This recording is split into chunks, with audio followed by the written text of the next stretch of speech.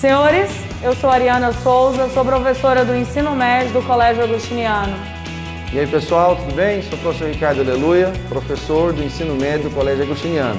E hoje nós estamos aqui para falar com vocês sobre condutividade em soluções aquosas.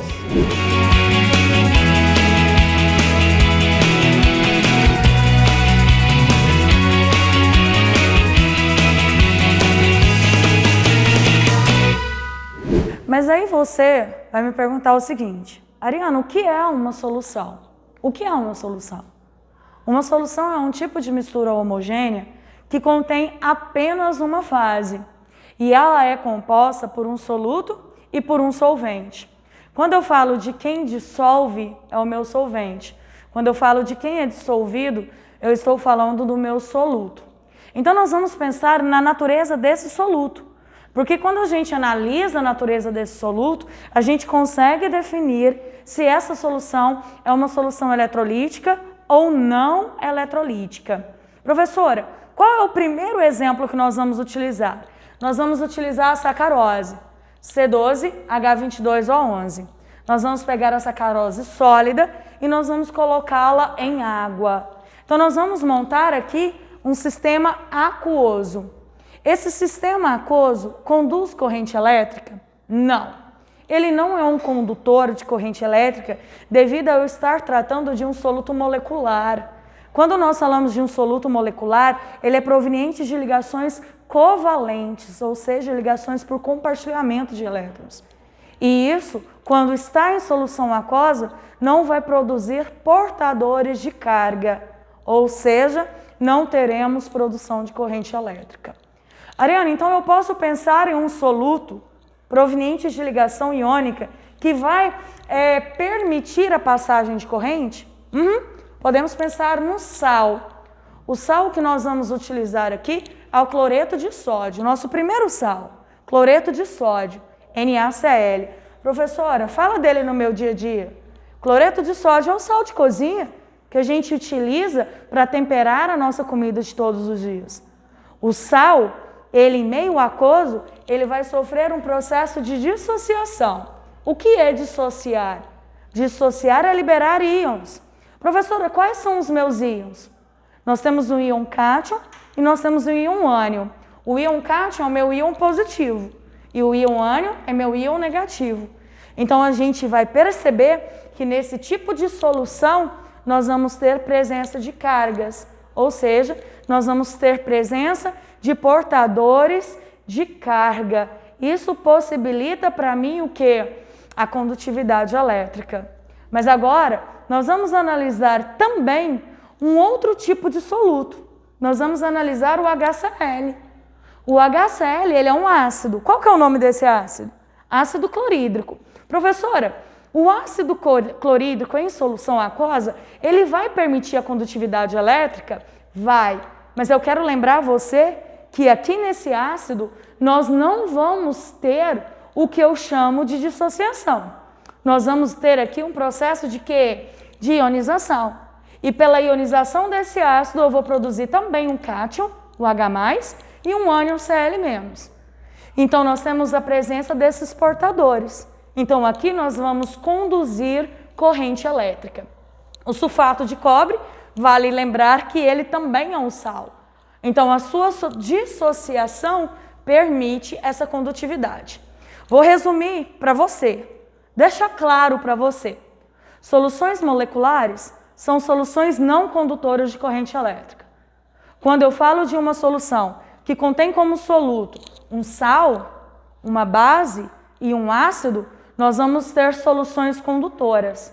Sal e base pelo processo de dissociação, o ácido pelo processo de ionização. Então fique bem claro, pessoal, vocês precisam aprender a diferenciar soluções eletrolíticas e soluções não eletrolíticas, soluções condutoras e soluções não condutoras, beleza? E aí você também pode me fazer a seguinte pergunta: Ariana, só um momento, porque eu quero pensar e raciocinar no estado do meu NaCl. Ele é sólido, não é, professora? É.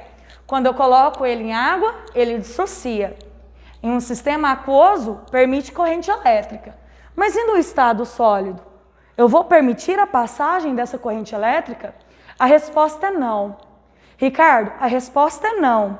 Mas por que mesmo que eu não vou conduzir corrente elétrica quando ele estiver no estado sólido? Bem, Ariana, o NaCl, no estado sólido, ele não conduz corrente elétrica. Quando você joga ele meio aquoso, ele já passa a conduzir corrente elétrica. E por que isso acontece? A explicação disso está no conhecimento da força elétrica dada pela lei de Coulomb. A lei de Coulomb diz para nós que entre duas cargas elétricas de sinais opostos, existe uma força de atração e entre essas cargas surge uma força elétrica que é proporcional ao produto das cargas e inversamente proporcional ao quadrado da distância que as separa. Mas além disso, essa força elétrica, na equação dela surge uma constante, chamada constante K, que nós conhecemos como constante eletrostática do meio.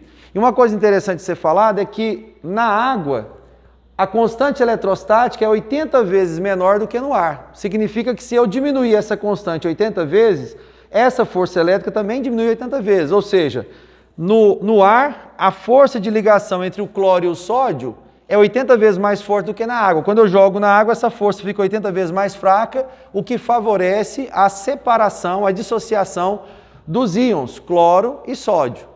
Bom, então, o que nós vamos mostrar ali no experimento que nós vamos fazer agora há pouco? Nós vamos mostrar isso aqui que está no quadro. Nós vamos ter uma fonte de tensão, que no caso é a nossa tomada. Nós vamos ter essas duas pontas de fio, que nós vamos estar colocando, introduzindo na solução. Nós vamos estar aqui com uma lâmpada que vai indicar se há ou não passagem de corrente por essa solução. E no caso do cloreto de sódio, quando você dissociar ele na água, você vai ter a formação dos íons, né? Na+, que tem carga positiva, e Cl-, que tem carga negativa. Dessa maneira, vai existir um fluxo de cátions em direção ao eletrodo que tem carga negativa e um fluxo de cargas para o eletrodo que tem carga positiva, né? Determinando o que nós chamamos de corrente elétrica. E o que é a corrente elétrica? Corrente elétrica é o fluxo ordenado de portadores de carga, devido a uma tensão elétrica, ou seja, devido a uma diferença de potencial. Essa tensão vai ser gerada pela fonte, né? Então esse lado que está ligado ao menor polo, que é o polo negativo, vai armazenar cargas negativas. O outro lado da tensão, da fonte de tensão da tomada, que está ligado ao polo positivo, vai armazenar cargas positivas. Isso vai forçar com que os íons se desloquem, né? Carga de sinais opostos se atrai e vai haver então um fluxo de íons positivos para um lado e íons negativos para o outro lado. Bom, professor, mas tá certo, se eu tenho íons para um lado e íons para o outro, qual que é o sentido da corrente? Por convenção, definiu-se que o sentido da corrente seria o sentido dos íons positivos. Então a gente considera que no sentido em que os íons positivos se movem é o sentido convencional da corrente. Lembrando a vocês que matematicamente corrente é representado pela quantidade de carga que passa na solução dividido pelo intervalo de tempo. Essa quantidade de carga seria a soma da carga dos cátions mais a soma da carga dos ânions em módulo, né? Muito bem, essa corrente ela é contada em ampere, que é representado pela carga dada em Coulomb e pelo tempo que é contado em segundos. Então agora nós vamos ali para a bancada para mostrar para vocês algumas soluções, algumas eletrolíticas, outras não eletrolíticas, para a gente saber se conduz ou não conduz corrente elétrica. Então agora é com você, Ariana. Então olha só, Ricardo, vamos ver na prática se essas soluções são soluções condutoras ou não condutoras? Vamos lá. Vamos lá? Vamos lá. Primeiramente, nós vamos verificar se o nosso sistema está funcionando devidamente. Como vocês podem ver, a passagem de corrente elétrica, a lâmpada acendeu. No próximo exemplo, pessoal, nós vamos utilizar um metal para ver a sua condutividade elétrica. O metal conduz corrente elétrica? Conduz, é um excelente condutor. Ariana, mostra para mim então como que é o comportamento na água destilada, uma água livre de sais. Vamos verificar se a gente consegue acender essa lâmpada ou não acende? Vamos verificar? Vai lá, Ricardo. Acendeu? Não, justamente porque a água destilada é uma água livre de qualquer íon dentro dela. Então não vai permitir essa passagem de corrente elétrica. Mas, Ricardo... Mas apesar da água não ser condutora de corrente elétrica, água pura, água destilada, Eletricidade e água não combinam, pessoal. Até porque quando você está dentro da água, o seu corpo libera íons que se juntam aos íons que estão na água ali, o cloro, o flúor, e sim você pode tomar um baita choque estando na água. É por essa razão que o seu professor de natação suspende a aula quando começa a chover e tem chuva com queda de raio, porque há um risco daquela água da piscina conduzir corrente elétrica caso um raio caia ali próximo a ela, tá legal? Mas vamos testar as demais soluções, Eliana, para ver o que vai acontecer. Então vamos ver a solução de sacarose? Vamos lá. Vamos ver a solução que contém como soluto o açúcar. Nós falamos anteriormente que essa solução é uma solução não condutora. Então vamos verificar agora na prática. Ricardo, será que acende ou não acende? Vamos verificar? Vamos ver? Olha só, solução de C12H22O11. De fato, pessoal, é uma solução molecular e uma solução molecular ela não vai acender a luz porque não tem portadores de carga. Muito bom. Vamos verificar agora a solução azul, a solução de sulfato de cobre. Vamos verificar se há condução de corrente elétrica. Como nós vimos, Ricardo, a solução de sulfato de cobre é uma solução que possui um sal e esse sal em meio aquoso ele dissocia. Então nós temos a presença aqui de um cátion e de um ânion, nós temos a presença de íon positivo, de íon negativo e isso permite a condutividade elétrica. Por esse fato, a lâmpada acende. A mesma explicação nós vamos aplicar ao cloreto de sódio, porque lembra, nós falamos, o cloreto de sódio também é um sal que em sistema aquoso ele vai liberar o quê? Libera o íon cátion e libera o íon ânion. Então vamos verificar se essa lâmpada acende ou ela não acende?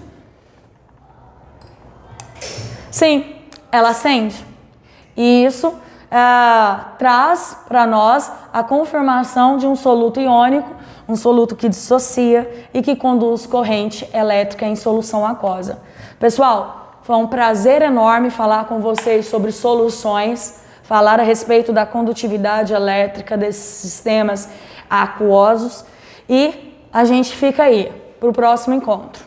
É isso aí, foi um prazer estar com vocês, espero que nós tenhamos ajudado vocês a entender um pouquinho melhor sobre soluções eletrolíticas e não eletrolíticas. Até a próxima, Mariana. Até a próxima.